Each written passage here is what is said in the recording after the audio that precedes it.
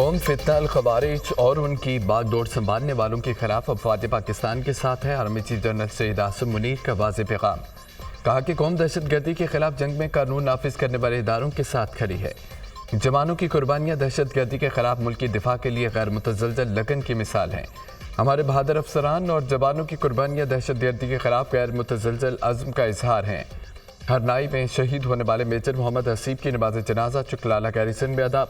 Army chief general Syed Asim Munir کی نماز جنازہ میں شرکت۔ وفاقی وزیر احسن اقبال، سینئر فوجی افسران، سول حکام، شہید کے لواحقین کی بھی شرکت۔ سیکورٹی فورسز کا بلوچستان کی ضلع ہرنائی میں آپریشن، 3 دہشت گرد ہلاک۔ آپریشن کے دوران میجر محمد حسیب اور حوالدار نور احمد شہید ہوئے۔ ISPR۔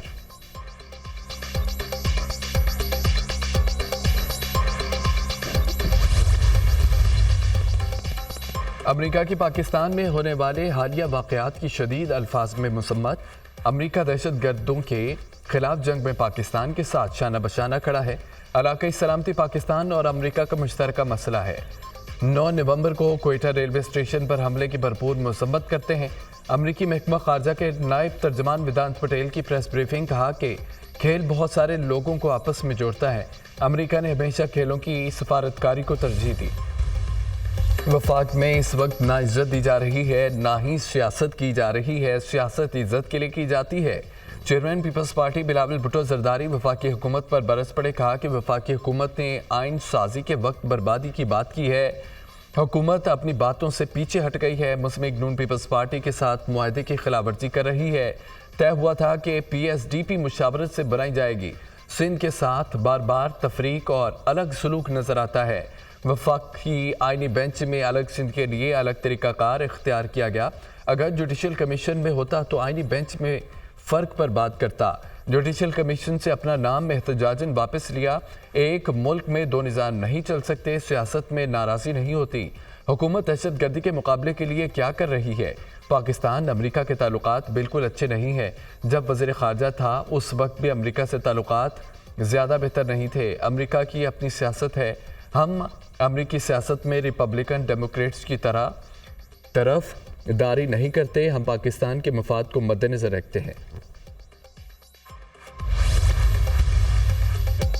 چیئرمین بلاول بھٹو زرداری کا VPN کی بندش اور انٹرنیٹ سپیڈ پر شدید رد عمل، کہا کہ انٹرنیٹ اور VPN بندش سے متعلق ہم سے مشاورت نہیں کی گئی۔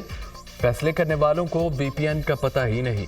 انٹرنیٹ VPN کے معاملے پر حکومت مشاورت کرتی تو سمجھاتے۔ زراعت اور ٹیکنالوجی ہی ایسے شعبے ہیں جو معیشت کا سہارا دے سکتے ہیں۔ بدقسمتی سے حکومت زراعت اور ٹیکنالوجی کے شعبے کو نقصان دے رہی ہے۔ اب زمانہ انٹرنیٹ سپیڈ کا ہے۔ کہتے ہیں کہ حکومت 4G سروس دے رہی ہے۔ 4G انٹرنیٹ کے حوالے سے جھوٹ بولا جاتا ہے۔ 3G سروس دی جا رہی ہے۔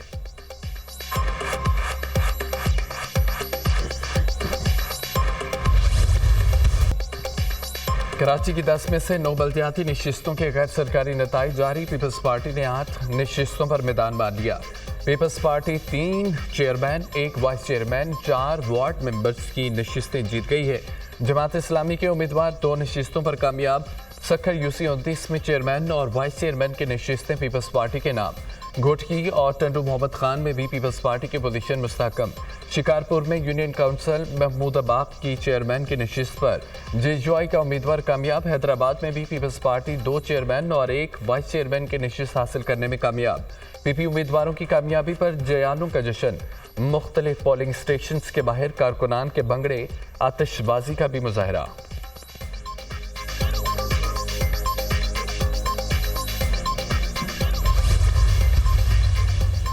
نواز شریف کی ایون فیلڈ کے باہر کارکنوں سے ملاقات، بات چیت بھی کی۔ وزیر اعلیٰ پنجاب مریم نواز بھی ہمراہ تھیں۔ 1 سوال کے جواب میں نواز شریف نے کہا کہ کل تفصیلی بات کر چکا ہوں۔ وزیر اعلیٰ پنجاب مریم نواز نے کہا کہ PTI کا کام ہی احتجاج کرنا ہے، غلط کام کریں گے تو گرفتاری ہوگی۔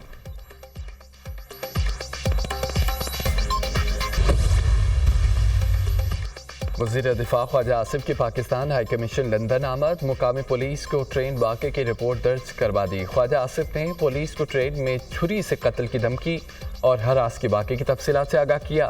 خواجہ آصف نے بتایا کہ ایک عزیز کے ہمراہ الزبتھ لائن کے ذریعے ریڈنگ جا رہا تھا کہ 3 سے 4 افراد پر مشتمل ایک خاندان کے افراد نے ٹرین میں ہراساں کیا۔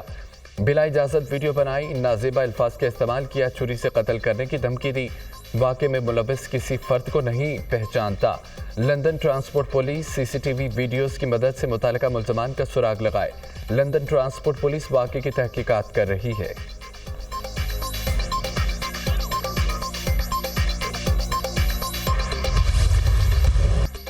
لاہور میں اسموگ نے تمام ریکارڈ توڑ دیے، آلودہ ترین شہروں میں پہلے نمبر پر، شہریوں کا سانس لینا محال۔ مجموعی AQI 1048 تک پہنچ گیا۔ گلبرگ میں AQI 2816، بیدیا روڈ پر ایئر کوالٹی انڈیکس 2726 ریکارڈ کیا گیا۔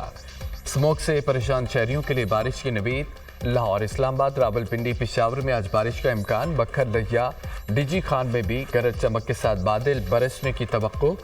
بارش کے باعث فضائی آلودگی میں کمی ہو سکتی ہے، محکمہ موسمیات کی پیشگوئی۔ اسموگ سے نپٹنے کے لیے لاہور میں mobile air quality monitoring station install. Green lockdown لگانے سے اسموگ کی شرح میں کیا تبدیلی آئی؟ مانیٹر کیا جائے گا۔ Mobile air quality monitoring station Lahore کے 5 علاقوں میں لگائے گئے۔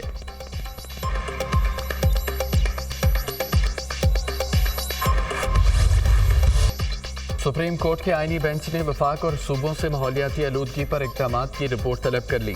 سپریم کورٹ کے 6 رکنی آئینی بینچ نے سماعتوں کا آغاز کر دیا۔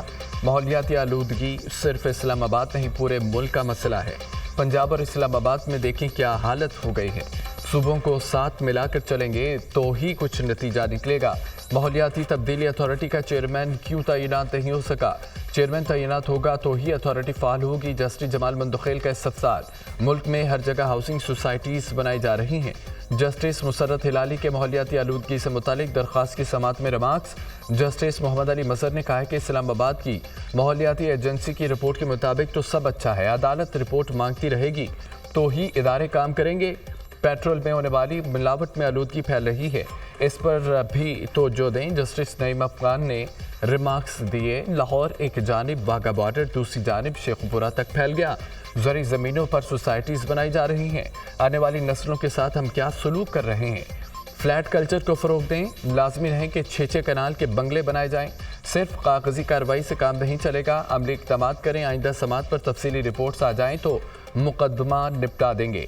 عدالت نے ایڈیشنل اٹارنی جنرل کی صدا پر سماعت 3 ہفتوں کے لیے ملتوی کر دی۔ چیف جسٹس یحییٰ افریدی کی زیر صدارت عدالتی اصلاحات سے متعلق اجلاس کا اعلامیہ جاری۔ مختلف جامعات کے وائس چانسلرز اور صدر سپریم کورٹ بار نے اجلاس میں شرکت کی۔ چیف جسٹس نے شرکاء کو خوش آمدید کہتے ہوئے نظام انصاف کو درپیش چیلنجوں سے متعلق آگاہ کیا۔ عدالت عظمیٰ سے لے کر ماتحت عدلیہ اور نظام انصاف کے ہر شعبے میں اصلاحات کی ضرورت پر زور دیا گیا۔ اصلاحات کے لیے تمام سٹیک ہولڈرز، سائلین، شہریوں سے بھی رائے لی جائے گی۔